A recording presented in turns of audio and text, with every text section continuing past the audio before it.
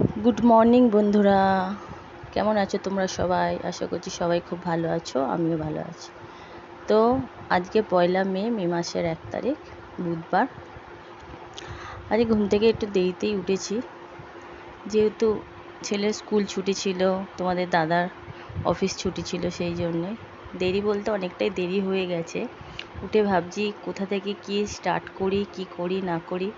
তো ভাবতেই থাকা হবে, তো না ভেবেই কাজে লেগে পড়লাম। প্রথমে যা যা কাজ নিজে, সেগুলো কমপ্লিট করে ফ্রেশ হয়ে ড্রেস চেঞ্জ করে সোজা চলে গেছিলাম কিচেনে। দেখলে বাসনগুলো তুলে টিফিনটা আমার তৈরি হয়ে গেছে, সাথে 1 কাপ চাও খাওয়া হয়ে গেছে। খেয়ে এখন কাজে লেগে পড়েছি। ওদিকে তোমার দাদাকে টিফিনটাও দিয়ে দিয়েছি। ছেলে শরীরটা ভালো না, ছেলে এখন ঘুমাচ্ছে, আমি আমার কাজগুলো করতে থাকি। তো দেখতে থাকো। এই যে বিছানার চাদরটা যে চেঞ্জ করবো, ঝাড়াঝাড়ি করবো বা করেছি। ওই ঘরটা করা হয়ে গেছে, ওই ঘরটা করবো, দিয়ে হলটা ঝাড় দিয়ে দিলাম। দুটো ঘরই কমপ্লিট হয়ে গেছে, এবার ঝাড়ের পালা, ঝাড়টা দিয়ে দিলাম।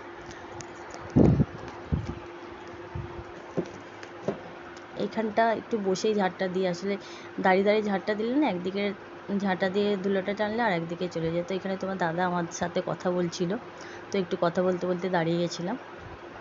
তো এই যে ঝাড় দেওয়া কমপ্লিট, এবার ময়লাটা তুলে নেবো, তারপরে চলে যাব সোজা ডাস্টিংয়ে। তার আগে এই যে জামা কাপড় ছিল, তারপরে চাদরটা তুললাম, এগুলো সব ভিজিয়ে দিচ্ছি। এদিকে কাজ করতে করতে আমার এগুলো ভিজে যাবে, ময়লাটাও ছেড়ে যাবে। তো এত পরিমাণ গরম, আর গরম জল করতে লাগলো না। ট্যাঙ্কির জল যা গরম ছিল, চাদরটা সেই জলেই ভিজিয়ে দিলাম, আশা করছি পরিষ্কারই হবে। তো ওইদিকে ঝাড় দেওয়া, ঝাড়া, ভেজানো, টিফিন করা সব কমপ্লিট হয়ে গেলে এবার ডাস্টিংয়ের কাজে লেগে পড়লাম। তো একটু বুদ্ধি খাটিয়ে কাজ করলে আশা করা যায় স্টেপ বাই স্টেপ সব কাজগুলোই সমানভাবেই হয়ে যাবে। মাথাটাকে ঠান্ডা রাখতে হবে। দেরি হয়েছে তো কি হয়েছে, তারা তো কিছু নেই, হবে। কিন্তু তা বলে এই না দুপুরের ভাতটা বিকেল 4টে গিয়ে খাবো, দুপুরেরটা দুপুরেই খেতে হবে, তার জন্য সেটাও মাথায় রাখতে হবে। তো যাই হোক, সব কিছু মাথায় রেখেই কাজ করছি। মোটামুটি সবই কাজ কমপ্লিট। এই ডাস্টিংয়ের কাজটা হয়ে গেলে চলে যাব সোজা রান্নাঘরে। ওইদিকেও আমার টিফিন করেছি, বাসনগুলো আছে, সব পরিষ্কার করবো, রান্নাঘরটা একটু পুছবো।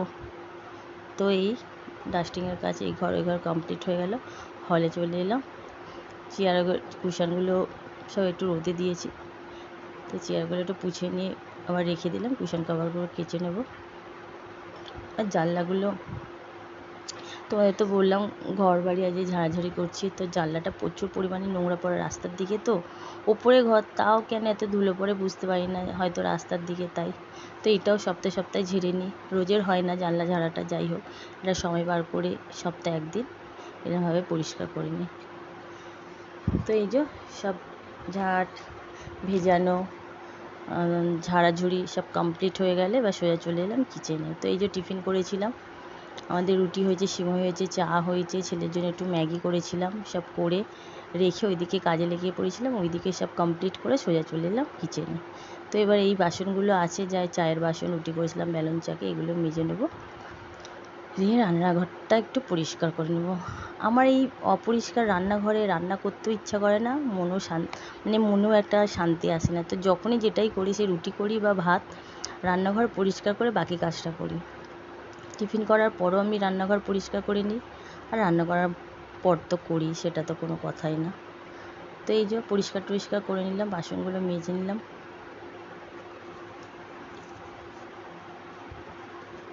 দেখতে থাকো। তো এই প্রচণ্ড গরমে মাথা ঠান্ডা করে কাজ করলে আমি মনে করি কাজটা ঠিকঠাকই হয়, কোনোটাই ভুল হয় না।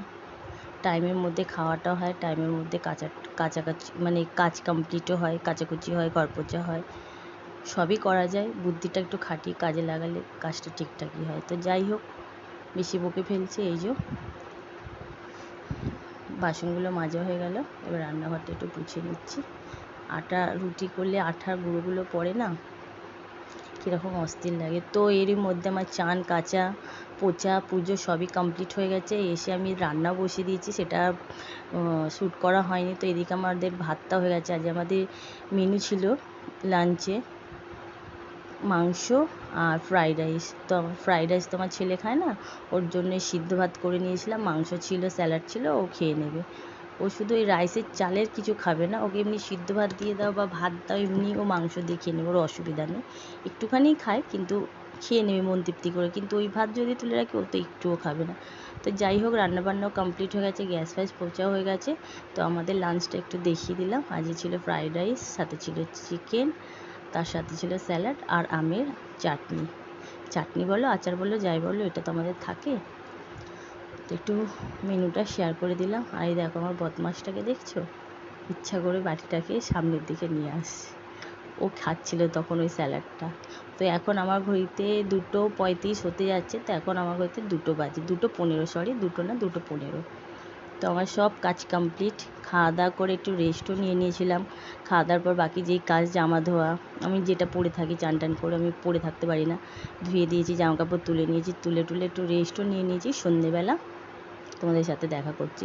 সেই বিছনার চাদরটা তুলেছিলাম, তখন পাতা হয়নি, বিকেলে পেতে দিয়েছিলাম, যে একটু দেখিয়ে দিলাম। তারপরে আমার বন্ধু ফোন করলো, তোর বাড়ি যাচ্ছে। আমি যে হ্যাঁ আয়, একটু বন্ধুর সাথে আড্ডা মারলাম। তো যাই হোক, তখন ভিডিওটা করা হয়নি। ওরা আসলো, একটু ছেলে খেলছিল, তারপরে ওর ম্যাম এসেছিলো, পড়ে গেল, ওরাও চলে গেল। তারপরে একটু ফ্রেশ হয়ে যেই বসলাম, চলে গেল কারেন্ট। দেখছো কিরম ঘুটঘুটে অন্ধকার, যেন ভুতুরে বাড়ি। তো যাই হোক, ইয়ার্কি মারলাম। কারেন্ট চলে গেলে তো নর্মালি এরকমই হয়, তাই না? তো এই যে ওই যে আমার ছেলেকে দেখছো, মোমবাতির সাথে খেলা করছে। তো বাইরেটা দেখো পুরো ঘুটঘুটে অন্ধকার, যেন সেই গ্রামেই বসে আছি একদম, কারেন্ট নেই, আলো নেই। তো তারপরে এই যে লাইট, মানে কারেন্টটা চলে এসেছিলো, কিন্তু রাস্তার কারেন্ট লাইটটা জ্বলছিল না।